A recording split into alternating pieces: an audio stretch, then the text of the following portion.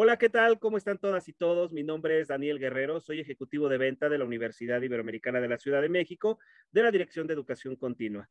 El día de hoy tenemos una ponencia, el cual en este caso nos acompaña la doctora Rita Castillo y el maestro Alejandro Tapia, quienes estarán en este conversatorio y darán inicio formal al programa. Para esto, la conferencia es la número 2, que en este caso se llama Miradas sobre los riesgos psicosociales. Es un evento organizado por la Dirección de Educación Continua de la Universidad Iberoamericana de la Ciudad de México y Casa Abierta Auscal.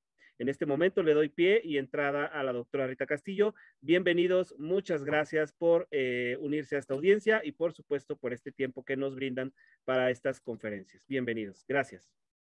Gracias, Dani. Bueno, la verdad es que cuando nos comentaron, al menos a mí en lo personal, que íbamos a hablar de riesgos psicosociales, pues lo enfoqué totalmente a mi área de trabajo. Si bien yo estudié psicología, soy egresada de la Ibero y tengo el gusto de formar parte del claustro de profesores, pues siempre mis materias y toda mi trayectoria y sobre todo el trabajo que hago por fuera, porque yo soy maestra, no soy de tiempo, soy de asignatura, está enfocado en el tema de los recursos humanos, las áreas de talento. Entonces, bueno, me dijeron, a ver, ¿cómo puedes observar, ¿no? Desde tu ámbito profesional, la parte de los riesgos psicosociales? Y bueno, pues yo pensé un poco en lo que hemos venido manejando ahorita en conferencias, en diferentes invitaciones. O sea, hay una preocupación bien grande en todas las empresas por el bienestar de la gente. Y bueno, aprovechando que tenemos esta invitación del área de educación continua, precisamente estamos promoviendo para iniciar un diplomado en psicología positiva aplicada a diferentes ámbitos. Repito, bueno, lo mío es como lo laboral, más que otros temas relacionados a la psicología. Y como, bueno, como les decía, yo ahorita he visto como mucha preocupación en la gente, en los líderes, sobre todo en empresas grandes, pequeñas y de todo tipo, pues por generar un ambiente sano, ¿no? Un ambiente de bienestar. Y el tema de riesgos psicosociales, pues se ha vuelto así como algo común en lo que se nos solicita, ¿no? Cuando vamos a alguna empresa, alguna organización, es algo de lo que todo mundo quiere hablar o quiere saber un poquito más. Entonces, bueno, considerando este punto, es que yo pienso aquí básicamente pues compartirles, ¿no? La experiencia que he tenido en estos temas. Y con la pandemia, pues se acentuaron. O sea, ahorita todas las organizaciones han tenido que cambiar mucho su sistema de trabajo y esto pues también está muy vinculado. Pero me gustaría como primero desde mi enfoque de describir lo que es un riesgo psicosocial. Como les decía, para nosotros en el ámbito de las organizaciones son factores que probablemente ya estaban ahí. Por ejemplo, si yo tengo un buen líder o un mal líder, pues ya lo tenía. Pero ¿en qué momento se vuelve el estilo de liderazgo de mi jefe un riesgo psicosocial? Cuando ya afecta mi bienestar, cuando ya me genera estrés, cuando ya no me siento a gusto trabajando para él. Es en ese momento que todas las condiciones que están alrededor del trabajo se convierten en riesgos psicosociales. O puede también darse el caso de que de repente surja una situación de cambio. Por ejemplo, a partir de la pandemia, pues antes algunas empresas, sobre todo tecnología, siempre habían trabajado en home office o en un esquema híbrido. Pero a partir de que en la pandemia trabajamos en home office, la mayoría de nosotros, pues muchas empresas se dieron cuenta de que podían pues ahorrar dinero, optimizar tiempos de traslados y demás, etcétera, ¿no? Entre otras cosas, y entonces han decidido pues trabajar ya sea en un esquema híbrido o bien 100% desde casa o en línea.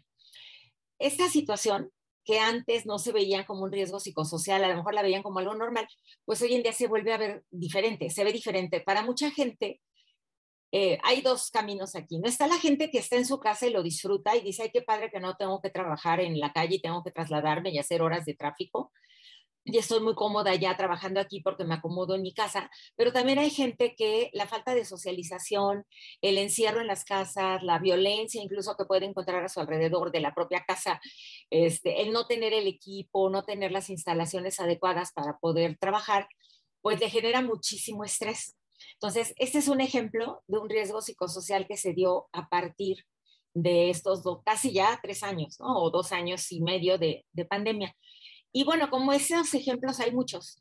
El clima que se tiene en el trabajo, si no es el más grato, se convierte en un riesgo para el bienestar, para generar estrés, etcétera, para no estar contentos.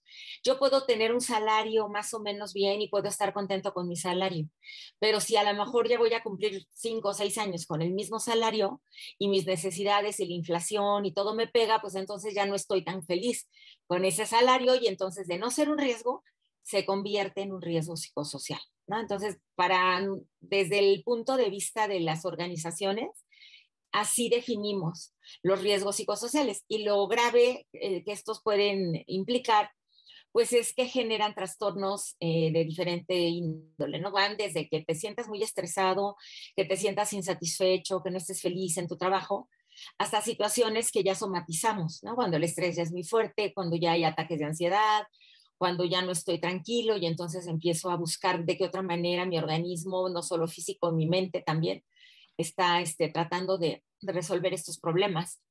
No sé tú, Alejandro, si tienes el enfoque en otra naturaleza. Hola, hola, ¿qué tal a todos? Les voy a contar justamente desde mi enfoque, desde el área en la que yo me desenvuelvo.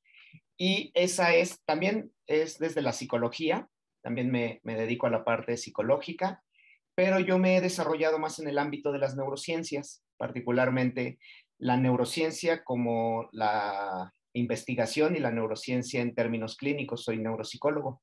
Entonces, pues desde esta perspectiva entendemos los riesgos psicosociales como aquellos ambientes que justamente pueden promover o generar alteraciones a nivel de los procesos psicológicos, de los procesos cognitivos, y esto en consecuencia de las relaciones inter e intrapersonales, es decir, esta parte social. Entonces, desde la neurociencia y la neuropsicología particularmente, pues hay un abordaje que no solo se circunscribe, por ejemplo, al ámbito organizacional. Justo también cuando revisaba esta parte de los riesgos psicosociales, principalmente lo enfocan al componente organizacional, al componente empresarial. Sin embargo, si entendemos que justamente nosotros somos seres complejos, que tenemos procesos cognitivos, que tenemos procesos psicológicos, que tenemos procesos neurofisiológicos, y entendemos que todos esos procesos dependen del funcionamiento adecuado del cerebro, entonces eso nos lleva a pensar que cualquier alteración del cerebro podría eventualmente desarrollar un riesgo psicosocial. Por tanto, no solamente se circunscribe al área organizacional, es decir, podemos generar riesgos psicosociales en otros ámbitos, riesgos psicosociales en el área educativa, en la escuela. Por ejemplo, el burnout que se visualiza en las empresas también se puede visualizar en el área académica cuando por exceso de estudio, por falta o malos hábitos, por ejemplo, de sueño, de alimentación, de organización. Entonces, todos aquellos elementos ambientales que generen un déficit o un mal funcionamiento cognitivo, emocional y psicológico, pues podrían ser factores que terminen en un riesgo psicosocial. Y en el mismo sentido, también hemos desarrollado un diplomado justamente de neuropsicología y la evaluación de los procesos neuropsicológicos. Esto es muy importante porque hoy en día, por un lado, también las neurociencias se pusieron de moda y eso tiene beneficios porque pues se difunde más al respecto, más información, pero tiene su contraparte que ahora a todo lo que le ponen el prefijo neuro, ya quieren justificarlo, ¿no? Entonces ya solo faltan que digan neurochamanía, astrología y demás cosas. No quiero decir que esté mal, sin embargo, han sobreexplotado el prefijo neuro, haciendo alusión de que se fundamentan en la neurociencia, aunque no siempre tienen cierta precisión. Entonces, parte del diplomado que hemos desarrollado y que podrán encontrar ahí en la página es dar herramientas para que podamos entender mejor cómo funciona nuestro cerebro en términos cognitivos y cómo podemos evaluarlo tanto formalmente como informalmente. Los recursos cognitivos, hay muchas investigaciones muy interesantes que los recursos cognitivos como la atención, la memoria, el autocontrol, el automonitoreo, la empatía, tienen mucho que ver justamente con la parte de la regulación y de la protección para sufrir estos riesgos psicosociales. Hablaba, doctora, hace un momento sobre el estrés. A veces suele estigmatizarse y satanizarse el estrés. No te estreses, no es malo, es pésimo. En realidad el estrés es una función de supervivencia natural y como función de supervivencia es necesaria. Necesitamos un mínimo de estrés para poder estar atentos, para poder resolver algo. ¿Qué pasa? Que cuando cualquier circunstancia, como en este caso el estrés o cualquier respuesta fisiológica, se exacerba, se mantiene por tiempos prolongados y genera alteraciones somáticas como úlceras gástricas, como alteraciones del sueño, como depresión, ansiedad, etcétera, etcétera. Y esto afecta la funcionalidad de la persona, entonces que ya se considera algo patológico. Pero hay que entender previamente que no, que nosotros tenemos ciertas funciones naturales y que tienen justamente una función dentro de nuestra supervivencia, lo mismo que las emociones. A veces hablamos de no estés triste, está mal estar enojado. No, tenemos un espectro emocional. Sin embargo, cuando esto se mantiene por tiempos prolongados y genera disfuncionalidad, entonces ya se puede considerar un elemento patológico o justamente un trastorno disfuncional, ¿no? Entonces, desde esta perspectiva, yo voy a estar tratando esto de los riesgos psicosociales y bueno, creo que vamos a encontrar bastante cosas en común y ahí que vamos a poder discutir y enriquecer al público que nos está siguiendo. Sí, qué padre, porque fíjate que precisamente, o sea, yéndome ahora sí hablando un poquito de también del enfoque que se da desde el diplomado, la gente, bueno, sobre todo en el ámbito de la psicología, los colegas, ¿no? Sobre todo en el ámbito clínico, cuando se habla de psicología positiva sienten que es así como el club de los optimistas, como, ¿no? Algo como poco serio. Y de lo que se trata aquí es, hacia el nuestro está abierto al perfil así como muy amplio, de gente simplemente interesada en aplicar los principios de la psicología positiva en diferente tema. Puede ser en educación, en las escuelas, puede ser en lo clínico, puede ser incluso en el trabajo de recursos humanos, en cualquier ámbito. Pero lo que más nos esforzamos nosotros por tratarles de decir, en primera, que no es algo, como decías tú, de que con la palabra neurochamán, no, pues no, tampoco es el psicólogo positivo el del club de los optimistas, es realmente una rama de la psicología que simplemente intenta estudiar los mismos fenómenos que se pueden dar desde un punto de vista muy clínico, pero con la parte positiva, digamos, en vez de diagnosticar o ver que la persona si tiene una depresión o es, no sé, bipolar o lo que sea, porque son los términos que además ahora todo el mundo maneja, como pudiendo hacer diagnósticos en todos lados, en vez de decir eso, esa etiqueta, lo que la psicología positiva busca es ver cuáles son las fortalezas, aún dentro de la limitante que pueda tener la gente. No nos metemos precisamente por la complejidad que esto lleva en la parte de las neurociencias. Sí se les explica un poco el manejo emocional, ¿no? El manejo de las emociones. Lo que acabas de decir, o sea, analizamos mucho cuáles son las emociones que son, digamos, aceptadas en nuestros medios, pero también vemos cuál es la necesidad de que existan también en emociones que a lo mejor se clasifican como negativas y para qué nos sirven, ¿no? Porque también al final es un proceso, como bien dices, de adaptación. Habemos personas que necesitamos, como también lo comentas, estar estresadas para poder funcionar mejor. O sea, yo me siento más retada ante una situación que implique una cierta dificultad a simplemente estar en una actividad muy mecánica, ¿no? O sea, entonces es también distinguir ese tipo de reacciones que puede tener la gente ante aquellos estresores con los que se enfrenta en el trabajo. Y hay quien desarrolla pues mayores estrategias para enfrentarlos y hay a quien le cuesta más trabajo hacerlo. Aquí la parte también interesante para las empresas es que desde el 2019 se lanzó una norma oficial, que es la norma 035, que vino la pandemia a detener todo el camino que llevaba. Sin embargo, ya se retomó. Y entonces, por ejemplo, hablando otra vez en el tema laboral, bueno, pues para muchas empresas es necesario hacer programas de prevención, de información, tener incluso, yo les comento a las alumnas, cuando, por ejemplo, están en un dilema de qué área de la psicología es la que quieren, siempre les digo, ¿saben qué? Hoy ya todo está tan combinado en la vida real.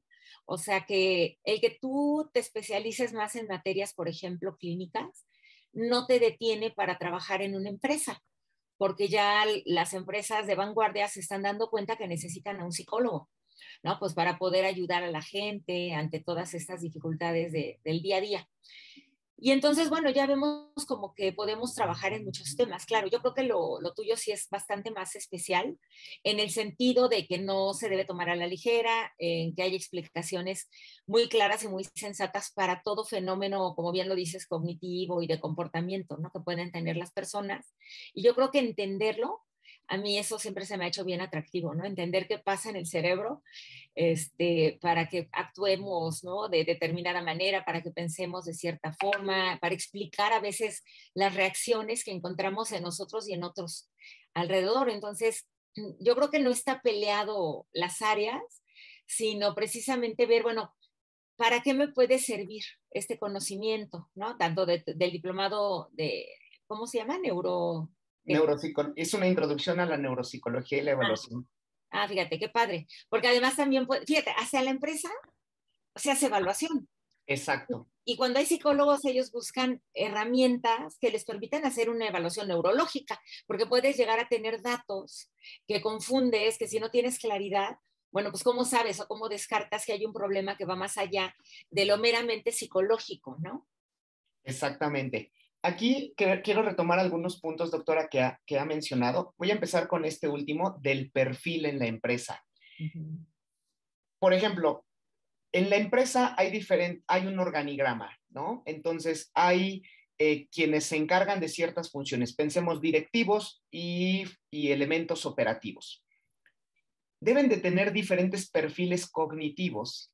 ¿Por qué? Porque sus funciones les demandan o les exigen diferentes capacidades, diferentes competencias.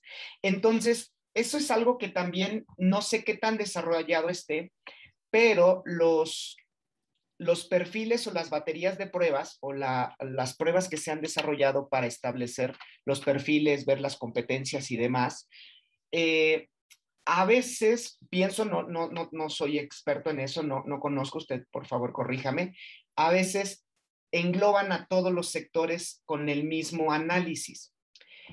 Yo pienso que la neurociencia podría apoyar ahí en el sentido de, ok, tú eres directivo, tal vez tú debes de tener una capacidad de toma de decisión más desarrollada que alguien que es operativo. Tal vez el operativo debe tener una capacidad de velocidad de procesamiento, de manipulación, no lo sé, dependiendo también el tipo de operación a la que se dedique. Entonces, yo considero que desarrollar un perfil cognitivo de acuerdo al puesto y a la labor que desempeñas ayudaría muchísimo. ¿Por qué? Porque efectivamente hay diferentes exigencias dependiendo del puesto que tengas. Entonces, el poder tener una mirada y decir, mira, tú no necesitas tener tanta memoria. Entonces, no te vamos a entrenar en memoria, te vamos a entrenar en abstracción, porque tú lo que necesitas es entender rápido qué te están diciendo, o tú lo que necesitas es ser creativo, o tú lo que necesitas es tener mayor velocidad de procesamiento, o qué sé yo, hay tantas funciones cognitivas, mayor regulación emocional, mayor flexibilidad cognitiva.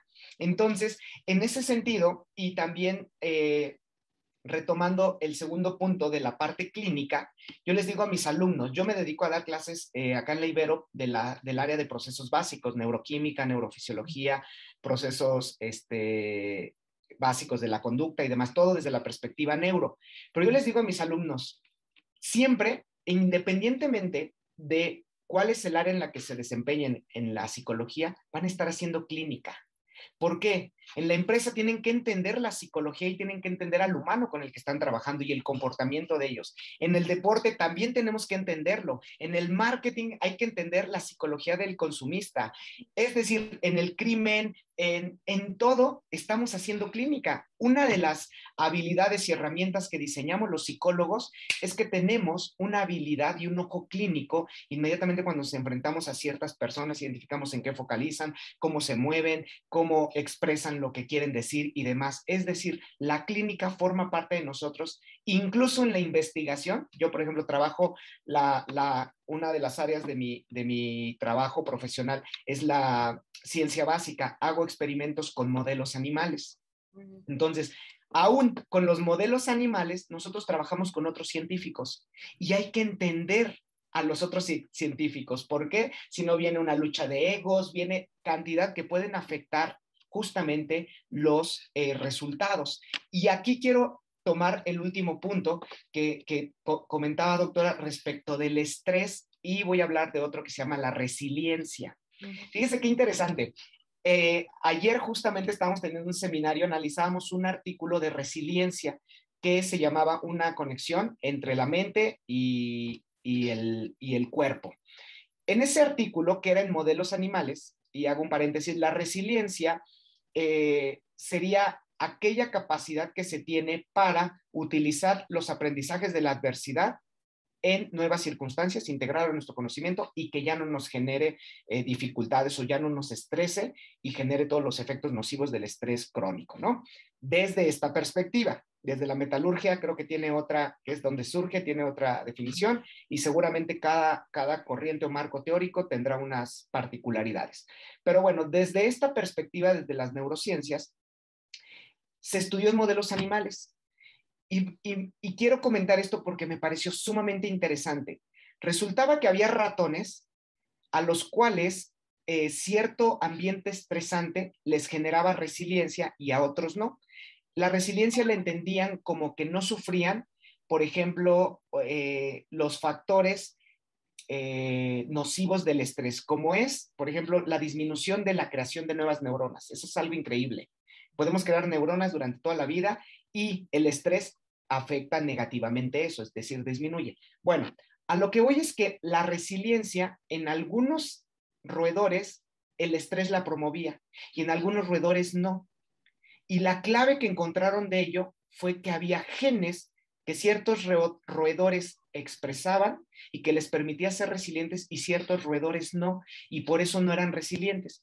Y esto me llevó a mí a pensar en términos clínicos, que a veces vemos a la gente, y sobre todo con esto que comentaba, doctora, que hoy en día todo el mundo diagnostica y todo el mundo dice, pues es que vi en YouTube que si escogiste el cheto de tal color, tu personalidad es esta, ¿no?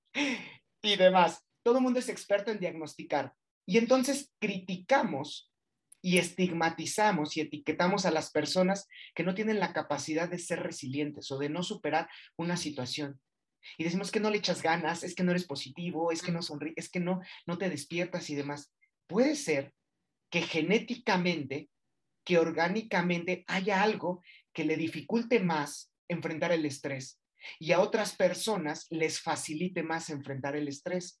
Entonces, a veces no es tanto de disposición, de actitud, de recursos. A veces tenemos una predisposición genética que, por supuesto, se puede modular por el ambiente, por una intervención profesional, y justamente creo que eso es algo que me gustaría puntualizar a nuestra audiencia, que procuren siempre asegurarse de quienes les están dando la información y con quienes están atendiendo son profesionales certificados, porque a veces nos atendemos con gente o le confiamos nuestro bienestar, nuestra salud, a gente que dice, no, pues es que yo he pasado por muchos problemas y eso me hace terapeuta, ¿no?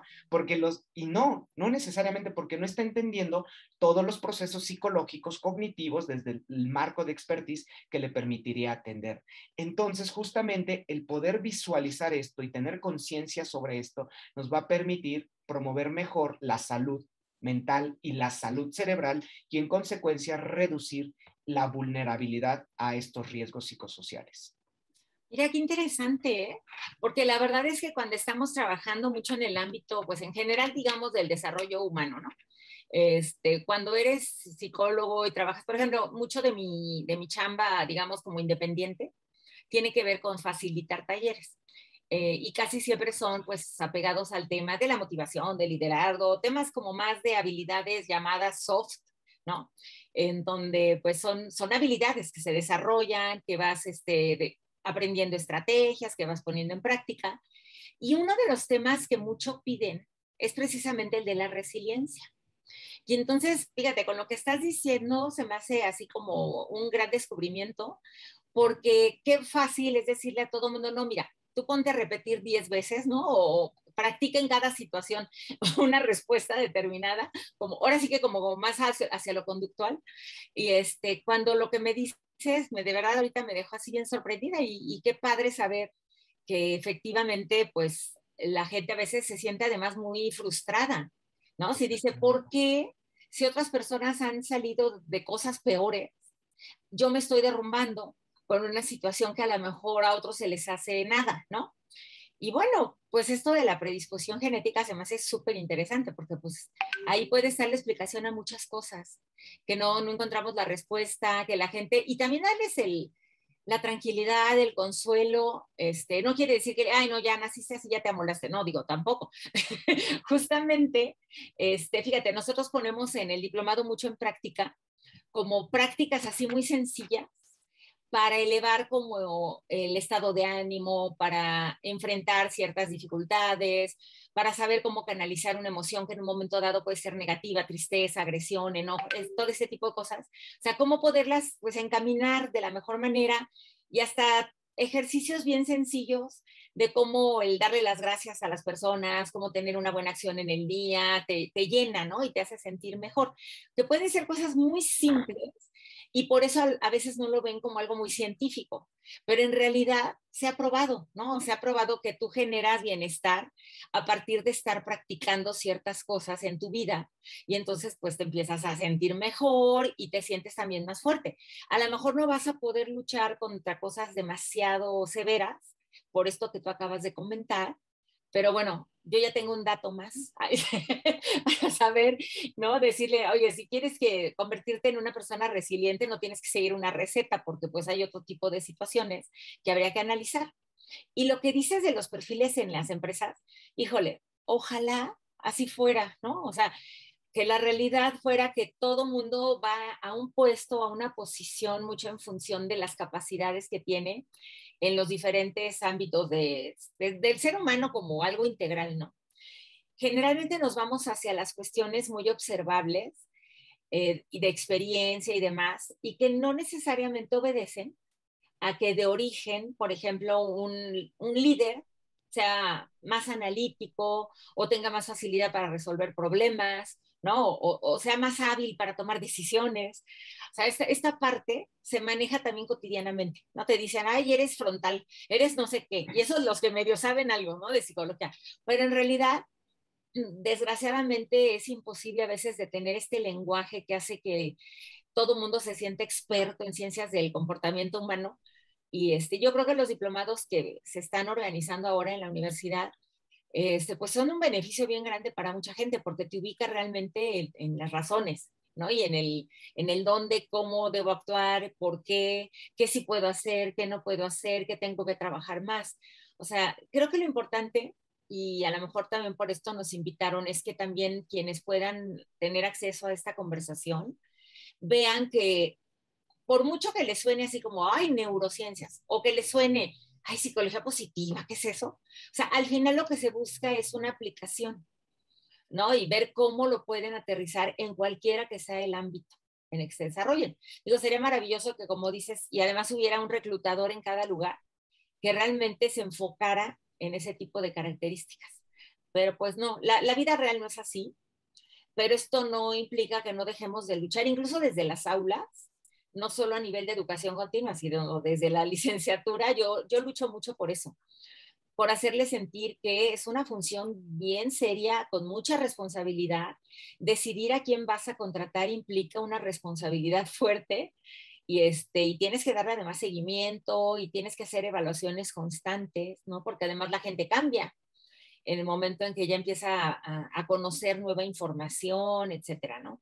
Entonces yo creo que eso es una de las grandes ventajas de estos diplomados, que lo puedan llevar a una práctica. Por eso se abre mucho a la gente que ya está trabajando en determinados ambientes, aunque también fíjate que en la clase abierta que se tuvo del mío, estaba una chica que apenas, jovencita, que apenas estaba terminando la prepa, pero cuando vio cuál era el contenido, las posibilidades, todo, bueno, dijo, ya me está dando ganas de estudiar psicología. Y entonces a lo mejor el diplomado también me permite conocer cachitos de lo que es la psicología y los diferentes ámbitos en lo que la puedes aplicar. Exacto. Sí, creo que esto que comenta, doctora, me parece, yo soy partícipe de ello y me parece fundamental que nuestro compromiso, además de difundir la ciencia, para que la gente que no es experta en estos temas complejos pueda entenderlo, pueda beneficiarse y entender la funcionalidad y la aplicación de ello, porque justamente como dice, a veces vemos las cosas y decimos, ay no, qué complejo se oye, ay no, qué feo está o qué aburrido, porque no entendemos la funcionalidad, no entendemos cómo aprender eso, entender eso nos va a ayudar a hacer nuestra vida mejor, más fácil. Finalmente, el conocimiento es una herramienta y es una de las herramientas que nos tienen hoy en día haciendo estas conversaciones a distancia. La tecnología que hoy tenemos es gracias a que hemos desarrollado un conocimiento que nos permite desarrollar estas herramientas. Entonces, el conocimiento es para mí nuestro mejor aliado. Mientras mejor sepamos o mientras mayor información tengamos y esa información sea más precisa, mayor probabilidad de éxito tenemos. No quiere decir que vamos a acertar siempre, pero podemos disminuir el riesgo y eso es importante. Y también lo que comentaba no, pues si ya estoy predispuesto a no ser resiliente, ya me fregué. No, no, no. Lo mismo que en términos cognitivos, y aquí va otro dato interesante, en términos cerebrales. Hay estudios que dicen que la diferencia sexual de hombres y mujeres, como tal, ya tiene un efecto o hay diferencias en el cerebro, en la configuración cerebral de hombres y mujeres, partiendo del sexo biológico. Y esto es muy interesante, ¿por qué? Porque supuestamente estos estudios, o lo que refieren estos estudios, es que, por ejemplo, los hombres tenemos mayor conexión dentro de un hemisferio y las mujeres entre los dos hemisferios. Y eso nos da una predisposición para tener mayor facilidad para ciertas funciones, ¿sí? Pero eso no quiere decir que si yo estimulo las funciones en las cuales no tengo esa predisposición, esa facilidad, no las puedo desarrollar. Lo mismo aplica para las otras circunstancias, ¿sí? Si yo no tengo una habilidad tan desarrollada, si yo la estimulo, puedo alcanzar cierto potencial. ¿De qué depende? Muchas cosas. Depende del ambiente, depende de características personales, depende de cuestiones genéticas, alimentación, etcétera, etcétera. Depende de muchos factores. Pero justamente si yo entiendo por qué llevar una dieta saludable ayuda y beneficia a mi cerebro y ayuda y beneficia a mi cognición, a mi emocionalidad, es más probable que yo siga esa dieta saludable. Que si yo no entiendo y yo sigo, no, pues voy a hacer la dieta keto, ¿no? Porque, pues porque tal influencer dice y funciona. Pues tal vez tú no eres la persona a la cual le funciona una dieta keto. Eso es algo también maravilloso e increíble de la psicología, que es muy personalizable. Cada persona va a tener ciertas características y por tanto le va a funcionar ciertas herramientas y ciertos modelos. Por eso es tan importante la evaluación, porque la evaluación les va a permitir conocer cuáles son sus características. Y aquí yo siempre sugiero que analicemos las características como funcionales o disfuncionales. ¿Por qué? Porque vamos a tener ciertas características que en ciertos ámbitos nos van a resultar funcionales, es decir, nos van a traer beneficios. Y ciertas características en los mismos contextos van a resultar disfuncionales, pero en otros van a resultar funcionales. Entonces, el hecho de que nos conozcamos mejor nos va a permitir utilizar mejor esos recursos. ¿Cómo puedo utilizar mejor una herramienta si conozco cuáles son sus características? Entonces, la psicología es una de las mejores herramientas para conocernos. De hecho, ir a terapia, ir con un psicólogo debería de ser una inversión preventiva y de autoconocimiento, no una acción de restitutiva o correctiva, es decir, ya hasta que me siento mal o ya hasta que tengo problemas voy con el psicólogo. Lamentablemente tenemos esa cultura. Cada vez vamos cambiando, cada vez vamos más al psicólogo para tener mayor salud, pero veámoslo desde esa perspectiva. Ir al psicólogo no es porque ya estemos mal o porque estemos locos, es como ir cada año al médico, al dentista, a hacernos nuestro chequeo. Y algo increíble de la difusión de estos cursos, de estos diplomados y también de que haya gente capacitada dándolos, es que cada vez estamos reivindicando a la psicología. Y eso creo que también es uno de nuestros grandes propósitos y de nuestros compromisos profesionales y éticos. Previamente o anteriormente a la psicología y al psicólogo se le veía como el último en el eslabón. Ahí solo te va a preguntar, ¿y eso cómo te hace sentir? ¿Y eso cómo te hace pensar? Y no es cierto. Hoy en día, gracias a las técnicas de neuroimagen, las neurociencias han ayudado mucho a la parte psicológica. ¿Por qué? Porque antes no veíamos que el cerebro del deprimido tenía un cambio. Hoy sabemos que el cerebro del deprimido es diferente. Hoy sabemos que el cerebro de, por ejemplo, ciertos criminales tiene alteraciones que los puede llevar a cometer y de otras personas que no, que sí es su voluntad. Es decir, hoy gracias a las técnicas de neuroimagen que ahí tengo por atrás, lo que nos permite es ver cómo se activa ese cerebro ante diferentes circunstancias, cómo se activa el cerebro antes de querer comprar algo o cuando estamos en redes sociales. Hoy un tema también interesante es cómo cambia nuestro cerebro o ha cambiado ahora con los dispositivos móviles, con las redes sociales, con estas historias, con el TikTok, con todo eso, nuestro cerebro se está transformando, nuestra atención. Entonces también reconocer esos elementos como factores que potencialmente nos llevarían a un riesgo es muy, muy importante. Y lo que comentaba la doctora,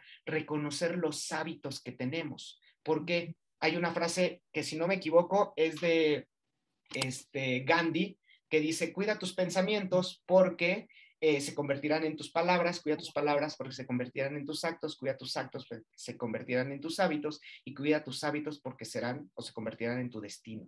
Me parece increíble porque nos habla de la potencia de los pensamientos, que justamente lo que comentaba la doctora, nosotros tenemos la capacidad de generarnos bienestar a partir de cómo controlamos y regulamos nuestros pensamientos. Y la mejor forma de controlarlos y regularlos es conociéndolos, haciendo meditación, haciendo autorreflexión. Entonces, creo que nos hemos tocado muchos temas muy buenos, muy interesantes, que justamente pues se van a poder abordar, supongo, en los diplomados, bueno, en el de usted, en pero en general en la difusión de la ciencia con conciencia. Eso sería Sí. increíble, ¿no?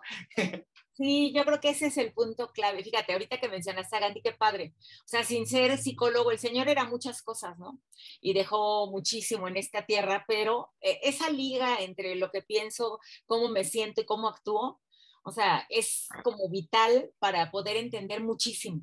Y en el momento en que nos damos cuenta de cómo podemos mover alguno de estos elementos, ya hacia las emociones, tu pensamiento, tus acciones, pues ya generas un cambio. En el diploma de psicología positiva no estamos tan estrictos en la parte del perfil de ingreso, porque no nos metemos al detalle de estudiar psicología. Simplemente vamos hacia la rama de la psicología positiva, hablando de los autores que, siendo psicólogos, se han inclinado por analizar justamente el desarrollo de las causas del bienestar, de la felicidad. El famoso mindfulness, que hoy está súper de moda. Digo, en psicología existe desde toda la vida, nada más que no le habíamos llamado así. Y bueno, pues es algo que también complementa lo que acabas de mencionar, la meditación, ¿no? También desarrollar técnicas que sepan cómo hacerlo, cómo aplicar como hace rato comentaba, ¿no? Una acción que finalmente me gratifique y cómo, si la repito, me voy a ir sintiendo mejor. Coincido en que parte de lo que tenemos que trabajar y difundir aquí es que el ir al psicólogo es como ir, como bien lo comentas, al dentista, al médico.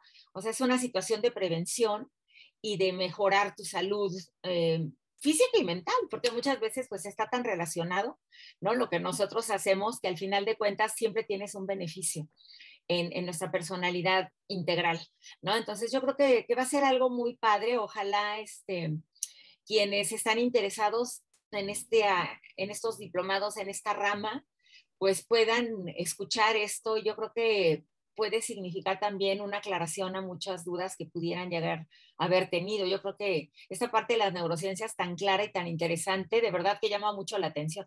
Yo ya me quiero meter. Por supuesto, encantado, doctora, encantado. Sí, porque la verdad, siempre, siempre es buenísimo saber. Es como cuando salió el tema de la famosa inteligencia emocional, ¿no? Se le ocurre a un señor en el año 90 sacar su libro de inteligencia emocional y no descubre ningún hilo negro, simplemente lo explica de una manera sencilla. Lo que muchísimos investigadores habían hecho antes, ¿no? En otras épocas y en otro tipo de textos, lo traduce en un lenguaje muy coloquial y se vuelve un boom, ¿no? El que todo el mundo quiera saber dónde están las emociones, en qué parte del cerebro, cómo se pueden controlar, etcétera. Bueno, pero a final de cuentas también estos bestsellers que han salido nos han ayudado para que haya más interés, pero sobre todo creo que los que estamos aquí nos preocupa mucho el manejo ético de la información y es algo que estoy segura que la Ibero cuida muchísimo. En el Departamento de Psicología, a quien ambos pertenecemos, digo, yo les echo muchas porras porque son terriblemente éticos y profesionales y se preocupan mucho, ¿no? Para que los contenidos que estamos promoviendo siempre estén apegados a eso, ¿no?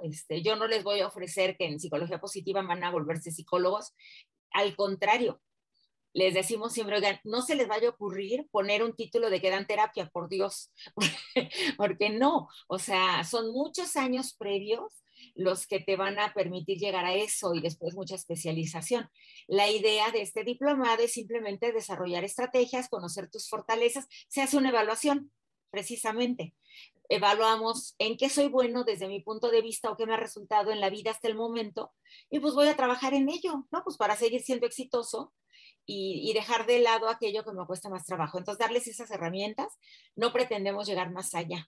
Seguramente en el de neurociencias, pues hay conocimientos bastante sólidos que le van a permitir a la gente entender además a las demás. ¿Eh? Es increíble, pero entendiendo el funcionamiento del cerebro puedes entender tantas otras cosas. Y la empatía, por consecuencia, fíjate, curiosamente pareciera que estamos entre la ciencia y la no tan ciencia, pero van a lo mismo. O sea, van a explicar estos fenómenos desde puntos de vista diferentes, ¿no?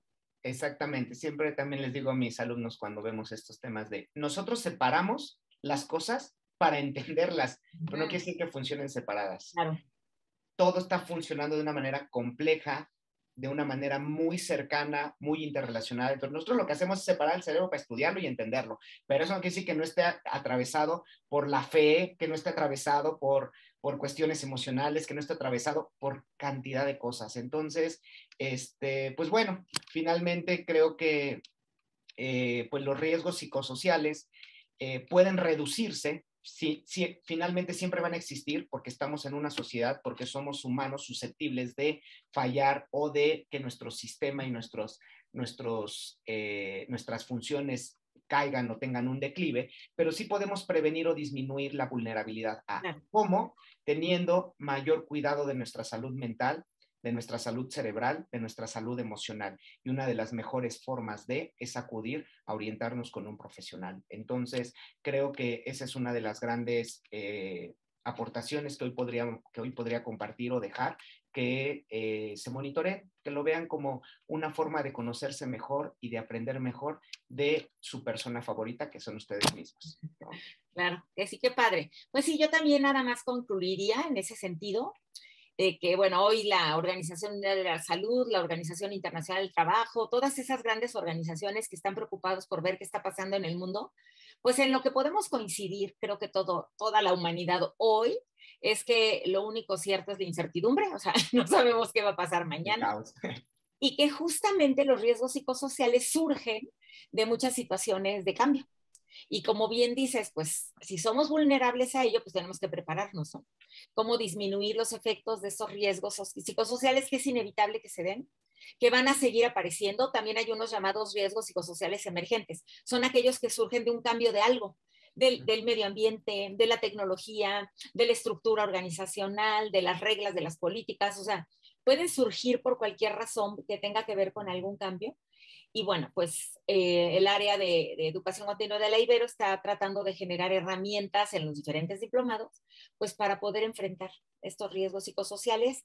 Y bueno, pues ojalá haya muchos interesados en estos temas, ojalá que sigamos avanzando.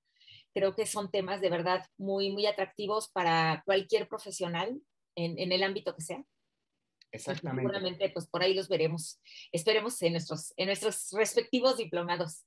No, fue un gusto conocerte y platicar contigo. Igualmente, doctora. No sé, Daniel, si pudiera compartir, nada más como quisiera compartirles una frase que me gusta y ahí mi contacto por si alguien quiere contactarme o, pues sí, contactarse conmigo. ¿Puedo compartir mi pantalla rapidísimo por si alguien quiere? Adelante, profesor. Pero ¿me habilitas, por favor? Sí, con mucho gusto. Lu, ¿nos ayudas, por favor? Hay que ceder como coanfitrión al maestro Alejandro Tapia. Si quieren tomar un screenshot a los que nos están siguiendo, ahí viene mi correo, mi página de internet y también pues ahora que andamos en redes sociales, pues también hay que dar difusión ahí difundo un poquito de ciencia con conciencia, diría, ¿no? Vale. Eso está muy bueno. Y demás. Entonces, y Un bueno, segundito, ya Lu nos va a apoyar ahorita para que pueda cederte como coanfitrión y puedas ok. poner tu pantalla. A ver. Yo mientras les comento, pues que con Daniel, con todas las personas que están ahí en el área, pueden también, ¿no? Buscar la manera de solventar sus dudas, cualquier inquietud que pueda surgir, pues ellos tienen nuestra información, independientemente a esto, para poderles clarificar cualquier cosa. Ahora sí, creo que ya puedo. Ahí va. Bueno. Pues esta es una frase que guía, que es mi ideal, que es mi guía. Dice, keep looking at the stars, one day you will be there. Y es algo que yo creo y que les deseo a todos, que miren muy lejos hacia las estrellas y pues un día les aseguro van a estar ahí. Aunque sea cuando explote la Tierra, seguro vamos a revisar las estrellas, pero de alguna manera vamos a revisar ahí. Aquí está mi correo, donde podrán mandarme peticiones, preguntas, mi página y bueno, mi Instagram, que es doctor-tapia-terapia. Entonces, muchas gracias y pues listo. Hasta luego. Pues gracias. Esperemos ver mucha gente en estos diplomados y también mucha gente interesada. En cualquier duda, pues ahí estamos a sus órdenes. Ahí está Dani y Lupita para atenderlos. Siendo así, y para cerrar de manera exitosa esta conferencia, la cual la verdad nos enriquece a todos, le voy a dar las gracias. Gracias, doctora Rita Castillo, por su tiempo. Excelente presentación. Doctor Alejandro Tapia, también muchas gracias. Gracias porque la verdad es que el trabajo que hicieron en conjunto, esa retroalimentación, esa aportación académica, yo creo que nos enriquece a todos, como usted bien lo apuntó. Me quedo con la frase que dijo al final. Lo celebro porque me gustó mucho su frase. Efectivamente, algún día las veremos, o estaremos allá, ¿no? Porque con esto de la tecnología y la innovación y que ya tenemos viajes al espacio, seguramente estamos muy cerca de eso. Muchas gracias a toda nuestra audiencia. Les mando un fuerte aplauso. Mi nombre es Daniel Guerrero, de la Dirección de Educación Continua de la Universidad Iberoamericana, y seguimos en contacto. Fuerte abrazo. Hasta luego. Gracias. Hasta pronto. Gracias. Hasta luego.